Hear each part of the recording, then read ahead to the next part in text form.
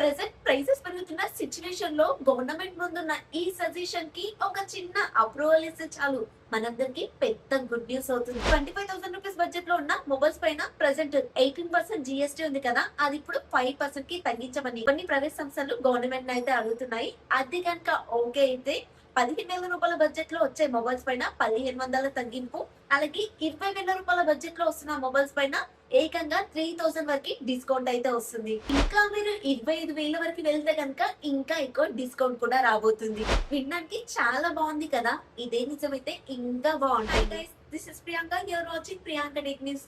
ఈ రోజు మన టాపిక్ వచ్చేసి iQOO Z11 Lite. ఈ మొబైల్ ని జూలై 24th అమెజాన్ లో లాంచ్ చేసినట్లుగా పోస్టర్లు అయితే రివీల్ చేశారు. బ్రాండ్స్ వాళ్ళంతే, వాళ్ళు ఓన్లీ పోస్టర్ మాత్రమే రివీల్ చేశారు. కానీ మనం కొంచెం ఫాస్ట్ కాబట్టి ఆ మొబైల్ కి సంబంధించిన స్పెక్స్ కూడా రివీల్ చేసేస్తున్నాం. ఇది రివ్యూ అయితే కాదు, ఈ మొబైల్ కి సంబంధించిన కంప్లీట్ స్పెక్స్ గురించి మాట్లాడుతున్నాను. ఈ మొబైల్ కోసం వెయిట్ చేయాలా లేదంటే దీనికన్నా బెటర్ ఆప్షన్స్ ఉన్నాయా అని ఈ వీడియోని కంప్లీట్ గా చూస్తే మీకు ఒక ఐడియా వస్తుంది.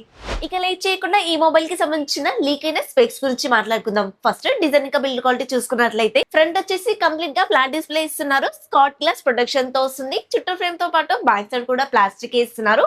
ఈసారి కెమెరా డిజైన్ అయితే కాస్త మార్చారు. లుక్ అయితే చాలా బాగా అనిపిస్తుంది. 2 కలర్ వేరియంట్స్ లో వస్తుంది. దాంట్లో ఒకటి బ్లూ కలర్ ఉంటే మరొక దాన్ని మాత్రం సోలార్ ఫ్లేమ్ డిజైన్ అని పిలుస్తున్నారు. చూడ్డానికి అయితే చాలా బాగుంది. ఇంతకీ మీకు ఈ 2 డిజైన్ లో ఏ డిజైన్ బాగా నచ్చిందో కమెంట్ లో చెప్పండి. సైడ్ ఫింగర్ ప్రింట్ సెన్సార్ తో వస్తుంది. స్టీరియో స్పీకర్స్ తో వస్తున్నట్లుగా అయితే తెలుస్తుంది. ఎందుకంటే మొబైల్ కి పైన వెంట్స్ అయితే కనిపిస్తున్నాయి. IP64 వాటర్ రేటింగ్ తో వస్తుంది. మిల్టీగేట్ 18 సర్టిఫికేషన్ కూడా ఇస్తున్నారు.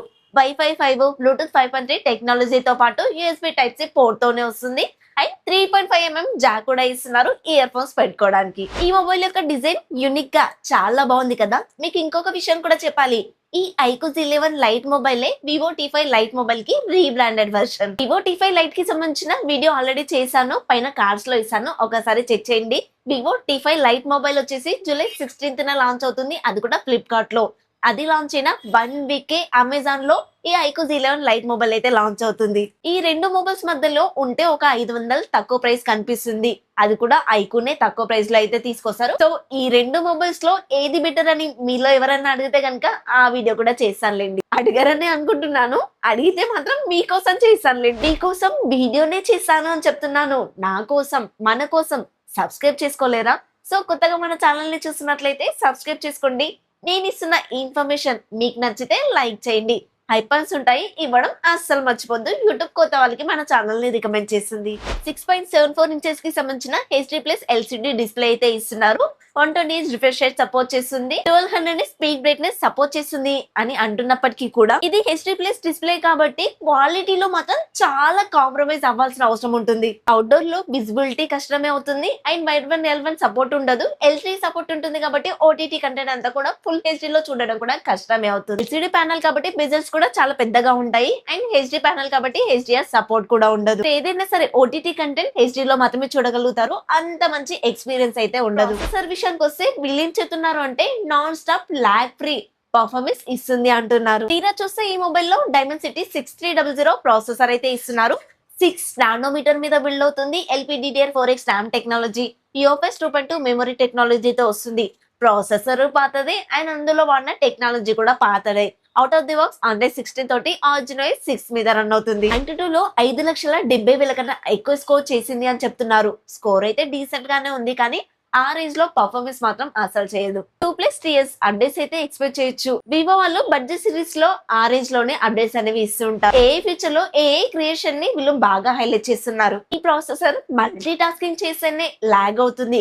అలాంటిది ఇన్ని ఏ ఫీచర్స్ ఎలా కంట్రోల్ చేస్తుందో అర్థం కావట్లేదు. ఎందుకంటే ఈ మొబైల్ లో బేస్ వేరియంట్ 4GB RAM తోనే తీసుకురావచ్చు. ఇప్పుడున్న రిక్వైర్మెంట్స్ కి ఏ యూజ్ చేయడానికి 4GB RAM సరిపోతుందని నేనైతే అనుకోవట్లేదు. మెమరీ కార్డ్ ని ఎక్స్పాండ్ చేసుకోవచ్చు, దానికి ప్రాబ్లం లేదు. మీరు ఎన్ని ఫోటోస్ అండ్ వీడియోస్ కూడా తీసుకోవచ్చు. బట్ ప్రాసెసరే 6400 ఇచ్చుంటే బాగుండేది అనిపించింది. బ్యాక్ సైడ్ 50MP అదొకటి మాత్రమే యూస్ఫుల్ అయ్యే కెమెరా అయితే వాడారు. ఇది OS కి అయితే సపోర్ట్ చేయదు. ఫ్రంట్ వచ్చేసి 5MP కెమెరా మాత్రమే ఇస్తున్నారు. 4K వీడియో రికార్డింగ్ కూడా ఎక్స్పెక్ట్ చేయకండి. కాకపోతే మీడియం పర్ఫార్మెన్స్ అయితే చేస్తుంది. ఎందుకంటే వివో వాళ్ళ దగ్గర నుంచి వస్తుంది కదా. ఇది iQOO బ్రాండ్ లో వస్తున్నప్పటికీ కూడా కెమెరాస్ అయితే వివో వాళ్ళే సపోర్ట్ చేశారు. బ్యాటరీ విషయానికి వస్తే 6500 mAh తో వస్తుంది. 44W ఫాస్ట్ చార్జర్ సపోర్ట్ చేస్తుంది. బాక్స్ లోనే ప్రొవైడ్ చేస్తారు.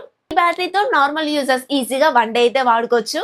కాకపోతే ఈ ప్రాసెసర్ తో గేమ్స్ ఆడతా అంటే మాత్రం అస్సలు కుదరదు. ఈ మొబైల్ ని మీరు 15,000 రూపాయల బడ్జెట్ లో అస్సలు ఎక్స్పెక్ట్ చేయకండి. స్టార్టింగ్ ప్రైస్ 17,000 రూపాయల బడ్జెట్ నుంచి అయితే వస్తుంది. ఎందుకంటే ఇప్పుడు మొబైల్ ప్రైజెస్ అన్ని పెరుగుతూ వస్తున్నాయి కదా, ర్యామ్ అండ్ రోమ్ కాన్ఫిగరేషన్స్ వల్ల. ఒకవేళ లాంచ్ అప్పుడు నేను చెప్పిన ప్రైస్ స్ట్రాంగ్ అయినప్పటికీ కూడా లాంచ్ అయినా ఒక 1 వీక్ లోనే ఒక 1000 రూపీస్ 2000 రూపీస్ అన్న మినిమం పెంచుతారు. మళ్ళీ అది నేను చెప్పిన ప్రైస్ లోనే మీకు కనిపిస్తుంది. ఎగ్జాంపుల్ కి వివో T5X కానివ్వండి, iQOO Z11X కానివ్వండి, స్టార్టింగ్ అప్పుడు 17,000కి లాంచ్ చేశారని ప్రతి ఒక్క యూట్యూబర్ చెప్పడం మీరు వినే ఉంటారు.